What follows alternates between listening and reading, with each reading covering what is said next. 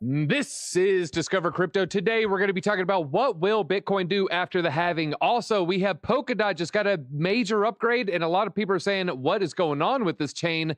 And then last but not least, we got SBF going the way of the Tekashi 6ix9ine of Web3. That's right. He's singing like a canary, and he might be hitting the high notes.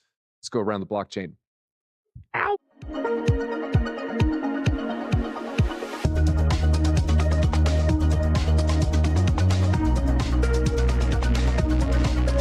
All right, thank you for joining. And like Johnny December says, go ahead and hit that like because it is a good show. And we got some of these guests on, including Piano Matty B and the Green Square. Piano Matty B, how are you doing? I heard it's really, really cold where you're at. How is it in the Canadian, the northern tundra? It's unbelievable. It's actually 5 degrees Celsius. So you can see in my t-shirt, I walk outside, I drive around, I go to the store in a t-shirt. Now, if anyone from the States was up here, they would be in a parka. But us Canadians, 5 degrees, let's party. A balmy 5 degrees. Also on, we got first time, so make sure you show that ATB love. We got to make sure we follow all his content. It is Jordan HOFFEE. Jordan, I heard you're the consultant to the stars in Web3. Tell us just a quick background about yourself. That's a large introduction. Background for myself is, I've been in IT consulting for 10, 12 years. I've been in the crypto space for, I think, 3 or 4 years, about 3 years as an actual consultant for projects. And I've done work on Avalanche project and currently MATTY and Solana. All right, but everyone really wants to know, what is your cable management like? But we'll get into that later. Stick around. And then also we have OJ Jordan. It's his last week under the thumb, some would say, of Javier Milei. He's about to leave Argentina and head eastward. Can you give us any insight of where you're heading? I'm going back to Europe. I'm going to Spain first, and then I think maybe the UK briefly. I haven't decided. I decide last minute some of those things. But first I'm going to Barcelona. Okay, all right. Now, are you going to land on the shore in a dinghy, in a boat, like many of the recent? Anyways, we move. All right, let's talk about Bitcoin, everybody. It's already off the rails. Well, Bitcoin is having a momentous moment here, everybody. I want to share this tweet from Michael Saylor. This is kind of the crux of what we're talking about here. Bitcoin was $8,618 on the day of the last Bitcoin halving. He's highlighting the fact, where Bitcoin was.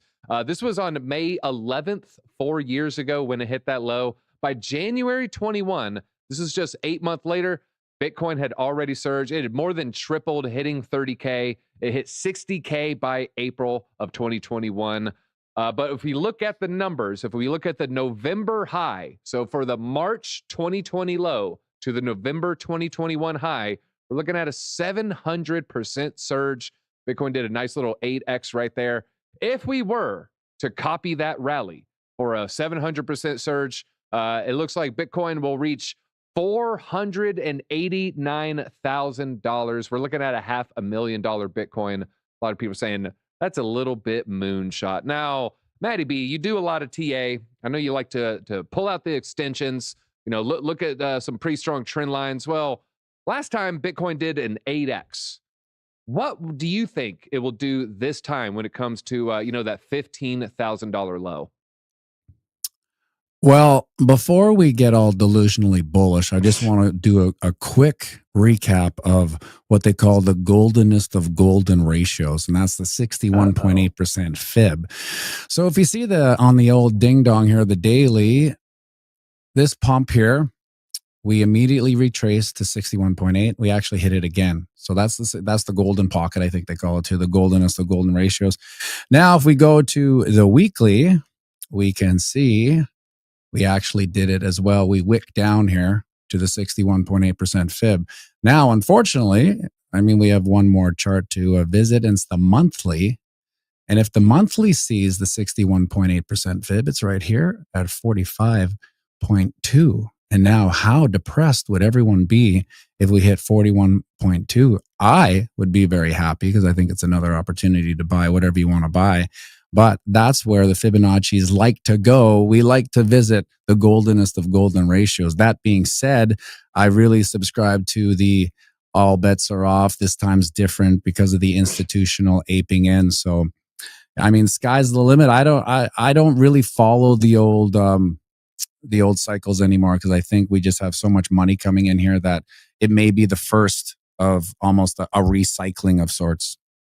And on that note, Piano Matty B, looking at the repeated downturns that have been bought up, every dip this cycle from the low has just been 20%, and then it bounces. 20%, it bounces. I think we have 5 under our belts at this point within a 1 or 2% deviation. So you're looking at like 18.4% to like 21.6. We have not really exceeded those ranges. So what just quick follow-up, Matty B. I mean, do you think that will continue where once we hit 20% drawdowns, the whales just come in and start gobbling it up?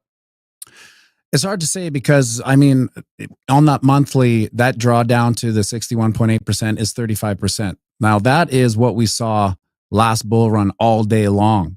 It was like Monday pump, Friday 35%, Monday pump, Friday 35%, right? We haven't seen that yet. So it's almost like we need to get it off the books, right, before we can go to the moon. Because what the market likes to do is to crush people, right? I mean, we're already dead inside. They can't crush us, right? But to the noobs, they want their heart broken. They want to go, you know what? I don't think Bitcoin's for me. I'm going to get out. And that'll be right at 61.8%, 45K. And then boom, that's when she takes off. I know a lot of people would feel very bearish at a 40, 45K Bitcoin. Gary Austin, does anyone think ADA can 10X from here, or is it dead? I think it can, but I wouldn't be surprised if the sell pressure at 420 as a psychological number is going to be quite tremendous. That's going to be about an 8.4x. So just quick back of the napkin math. Now, Jordan, I'm looking at, the previous cycles. We get the same type of thing. In the tail end of the year, we get a nice little blow off top. The last cycle, I mean, we kind of had a blow off move in April. Then, we kind of just touched it in November of 2021. Did us reaching a new all-time high before the halving, where it's typically about a half year after the halving, because we're so far ahead of schedule, do you think that hurts our chances for a blow off top in, say, 2025 or even later this year? I think the safest response to that, I think, would be it will hurt the chance for a lot of altcoins. Bitcoin's obviously in a scenario right now it's way different. The ETF is obviously the catalyst that brought us to that point. But I think Bitcoin's in a healthy place. The volume looks good. It gets bought up when it sells off real well. I don't think I would feel pretty confident you're going to be looking at soaring numbers. It's just a matter of when, which that's classic, right? We all know that it's logically it's going to slowly go up, but the speed over the next year, I would feel pretty confident in moving higher. Oh, Jordo, could you feel confident throwing out a prediction for this cycle? I'll start just to break the ice here. I'm looking at I think 180K is quite reasonable. I used to be a little bit more bearish, but that was after seeing the ETF inflows kind of up my number. Well, what's your number? That's a fair number, because obviously you hear some ridiculously high numbers, you hear some ridiculously low numbers. If players like Morgan Stanley and players on that level get in, I think 180 will be pretty easy over the next year or two. At that point, you almost don't even need to rely on major market catalysts like halvings to get into it, because you have such a buy pressure and a supply shock. People always are hard on me because I seem I'm so bullish on crypto in general and technology. But things like this, you have so many things that play into it, like sudden meme coin cycles you never expect, and all these other different things that kind of foot sweep runs of different other parts of the market. I've always been in the 140, 150 camp, honestly. Okay, 140, 150. All right. Well, let's go on to let's see. OJ, I got to throw it to you here. Now, we're kind of throwing out some upside projections. I want you to scare me. I want you to freak me out, okay? So after we hit the all-time high, let's assume this year, next year, sometime next 18 months or so, Bitcoin is probably going to have another bearish period like it has every single time, say, 2 years after the halving. It kind of starts about that. last low was 15K. A lot of people didn't think we'd go below 20. We went below 20. We hit 15K. What is your low prediction for the next cycle? I mean, is it lower than that? Is it higher than that? What's your bear case for, say, 2026, 2027? Well, right now is not a good time to make that prediction, unfortunately, because typically Bitcoin retraces by around 80%. Last time it did 73%. In previous cycles, it's done 78, 83, even 88% retracement from an all-time high. But we don't have an all-time high yet. I mean, in this cycle, we haven't seen the top to be able to see exactly what would that 80% be. But to me, it makes sense to say something around 50K. It could even be 30K. It depends on where the top is. If the top is 120 or something, then maybe we drop to 30. But I would feel confident at around 50,000 to see a bottom during the next bear cycle, because 50 and 60,000 so far proves to be quite a decent support. It is a consolidation level that we were hanging around for a while. So we established it as a decent support. I feel that if it drops down to this level, it will make sense to find a bottom there. But again, it depends. If we go much higher, then maybe 60K will be the absolute bottom. But if we don't, maybe we drop to 40, 48. These were also support levels. I'm talking really on top of my head right now because I'm not really looking at the charts. But yeah, this makes sense to me. All right. I like some of these numbers. Looking at chat, Kelly with the shout out to BitLab, 188K to the upside, retest down to 90K to a bear retest there. I would love bouncing off of 90K. That would be a good feeling. Eric Gambrel, 150,000.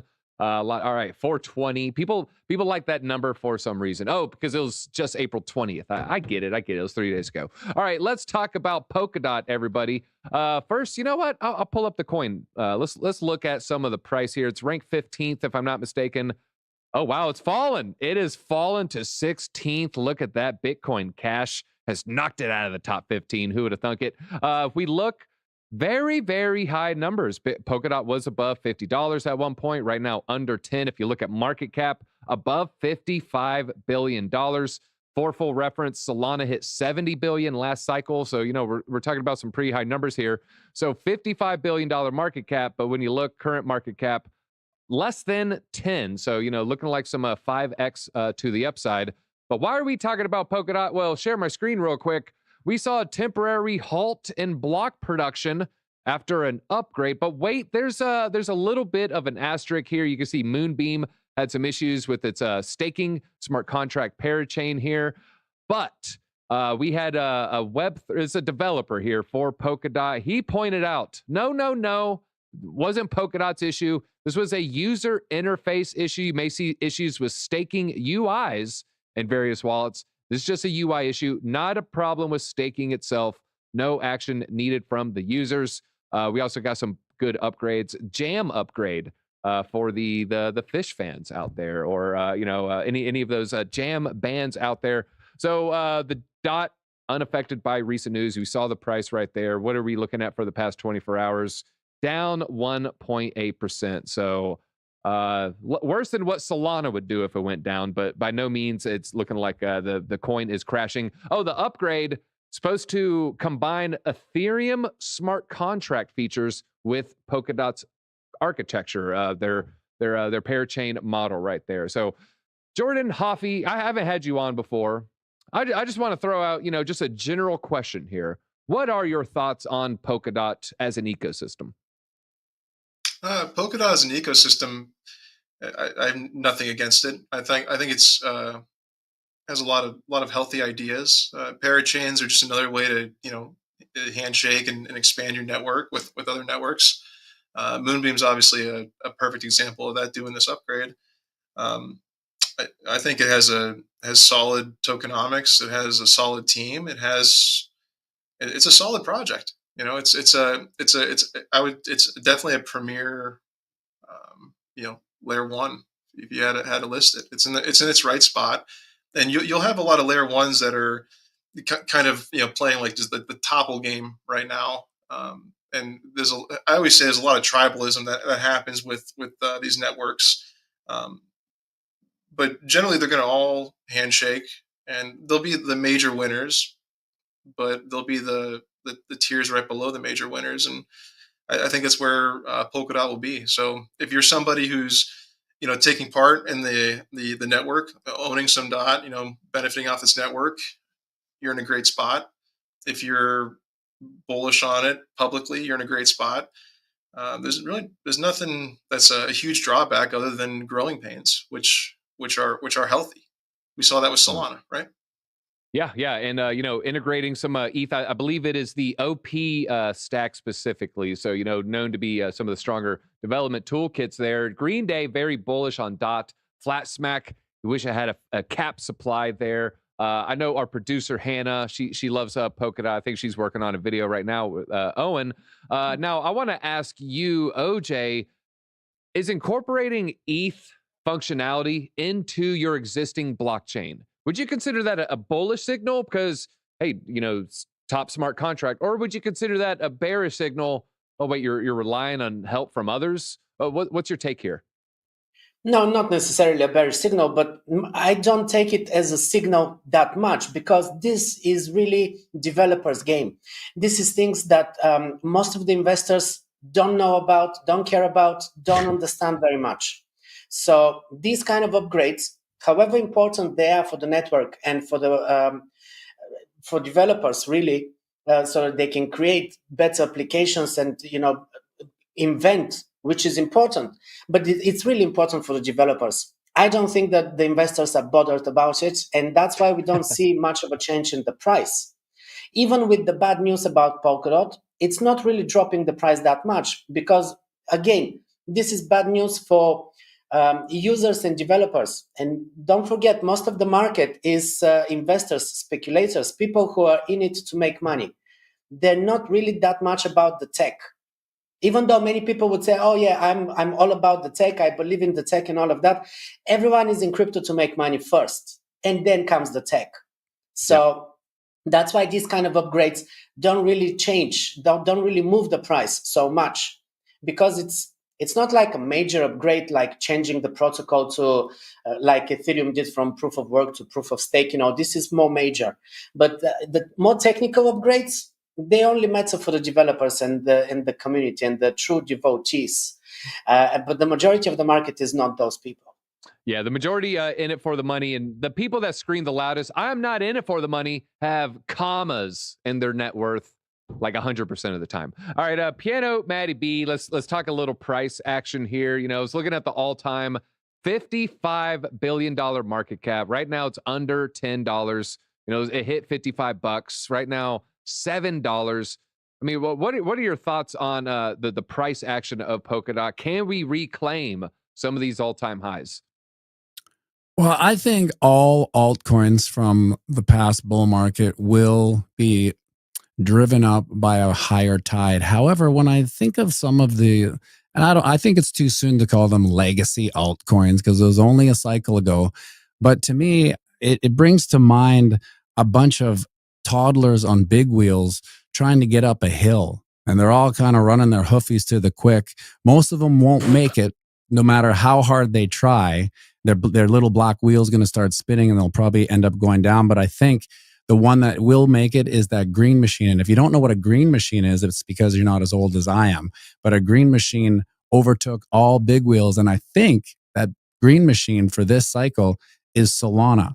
And Solana, I think, is going to just grow so fast and gain so much adoption that it's just going to overshower all those rugrats on the big wheel. And then we won't even talk about them. But will they go up a bit? Yeah, everything's going to go up a bit. All right. Solana definitely has to get that congested network issues taken care of. At that meme coin zenith 72 hours ago, 4 days ago, whatever, 75% of Solana transactions failed. So, they're definitely, if they fix that, it's the sky is the limit because the meme coin people are going to love that. All right. Let's talk a little SBF. We buried it. That's right. He is turning into a rat. Everybody, let's share this this article. Sam Bankman-Fried agrees to help FTX investors go after celebrity endorsers. That is right. There is a lawsuit, and in that lawsuit, a lot of people are named. This is a civil crime. You can see it right there, future civil liability tied to the collapse of FTX. And that is a whole litany of people. But they're gonna, the civil lawsuit is going to let him off the hook if he'll snitch on some of the names here. That's right. Tom Brady, Steph Curry, Shaquille O'Neal, Naomi Osaka, supermodel Gisele Bündchen are fighting the lawsuits. They are still fighting. Some of the people have settled. We have Tom Nash, Brian Jung, Andre Gique. Let's see. There's a couple others. So, Trevor Lawrence, the quarterback there, he is also settled. So it's yet to be approved by a judge. It's an agreement amongst the plaintiffs and FTX. They say, hey, turn canary, give us all the names, tell us all the details, and we'll remove you from the lawsuit so we can better go after a Tom Brady, a Larry David, a Shaquille O'Neal. You're going to need more icy hot after this when they're done chapping your hide. But let's get into the meat and potatoes. First, Piano Matty B, I'm going to lead with you. I hate the word should, but I'm going to say it here. Should celebrities be held liable for FTX's collapse? Well, the most surprising part about what you read there is how many celebrities I didn't even know exist. Like all those names, I think I might have known Tom Brady out of all of them. But I think how Shaquille O'Neal, yeah, the big like throwback athletes. But the other ones, I know the model. Larry David invented Seinfeld along with Seinfeld. Larry David, George yeah, I know him. Costanza is modeled after Larry David in real life. That's right. I think it's gross that they would go after the celebrities. Those poor dumb celebrities, what do they know? They just kind of won a social lottery and they're at the top of their game. They didn't even know they're going to play it. And now they're going to get sued from, how about you sue the guy who made it rather than the guys who they got a phone call from an agent. Hey, you want to make $500K? Sure. How? No, you just got to say you like this. I don't know what it is. Some sort of altcoin. I think it's called FTX or something. Just say you like it. And I get $500K? Yeah. Any strings attached? Well, some restrictions may apply. What? No, never mind. And then he says, yeah, I like FTX. And then he's getting sued? No. Let those celebrities just go out to pasture and sue the person who made the GD token. Let's see. Flashback. They didn't know anything. I blame Gary and his cohorts there.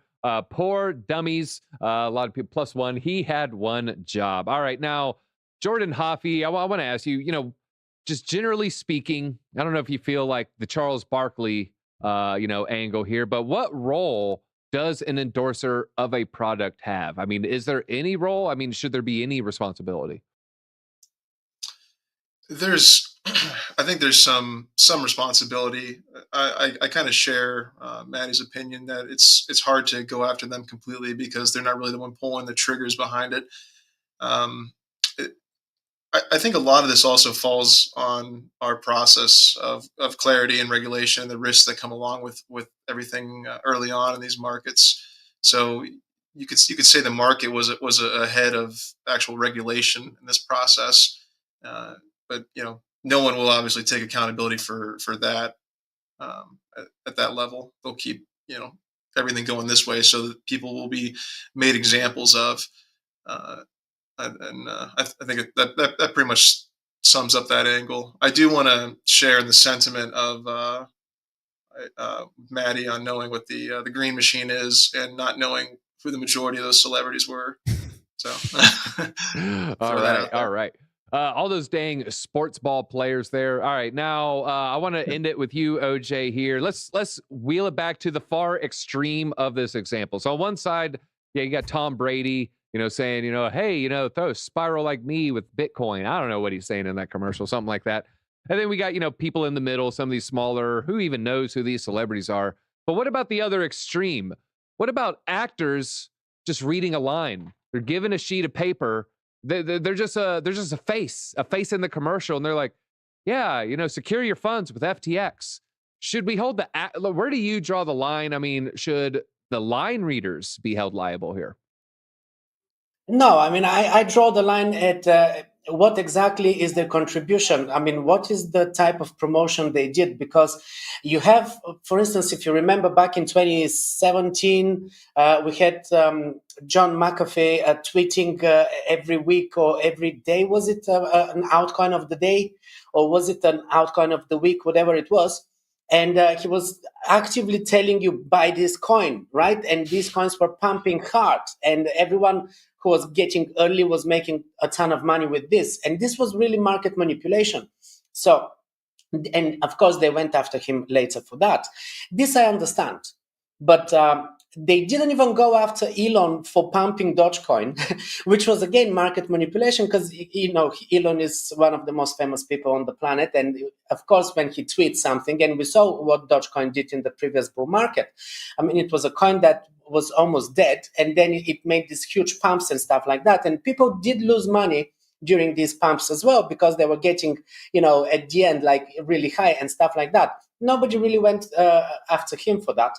So I draw the line at, exactly what was the type of promotion they did. If they were just, had a contract where they had to say a few things, a few lines, as you said, just read a line and that's it. And they're not really actively involved. They're not brand ambassadors or anything like that. Then you can't really hold them responsible. Maybe you have a case to some extent, some type of a fine, but I don't understand going after the celebrities so much. You really need to go after the people who did the scam, who failed the project, who designed that project in a fraudulent way, let's say, rather than the person who promoted it because they got paid. We know celebrities get paid for every product that they promote. Every brand that appears on their social media is some type of a promotion. And we already know that. And if you don't know that, then I don't understand who doesn't know that anyway. So I don't see them being that responsible for people's failures. All right. Well, we're going to go around the horn here, around the blockchain with, I said horn because I'm looking at ESPN.com. Tom Brady, we're just going to point this out as a specific example. If I could share this. Tom Brady, I don't know if this moves the needle for you or not. He lost $30 million in the collapse of crypto giant FTX. You're wondering, well, why didn't they, get money? Well, when it was valued at $32 billion, they had $48 million in equity. Now it has no value, maybe, a little bit more now after a little bit of a bull market with their holdings there. So should Tom Brady be in the lawsuit? Yay or nay? Piano Matty B, are we suing Tom Brady? Yes or no? No, I don't think any right. of them should be in the lawsuit. All right, none of them. Jordan HOFFEE, should Tom Brady be named? No. You hesitated because he's a cheater in football. OJ Jordan, should Tom Brady be named? No, I don't think so. Especially if he had a skin in the game, then it's clear that he was not just shilling. So even more of a reason not to go after him. I mean, that vindicates him, because he's basically genuinely invested in this project and genuinely believes that this project is a success. So he's not scamming you. He's not like lying to you or anything like that. Why would Unless you it's talking about how inflated a football is. In that case, he is definitely lying to you. McAfee is a legend. I live 2 lots from his old house. Super, super cool there. Eagles beat Brady. Einhorn is Finkel. But folks, that is all we have time for. I think it was a great episode. Make sure you check out Jordan. Check out, we have the description down below. In the description, going to be links to all the guests that you see here. So make sure you go check that out. Go follow their content. They're all putting out great, great stuff. And folks, who's at fault? Is it Tom Brady? Let me know. What do you feel about Tom Brady down below? That's all we got. See you tomorrow.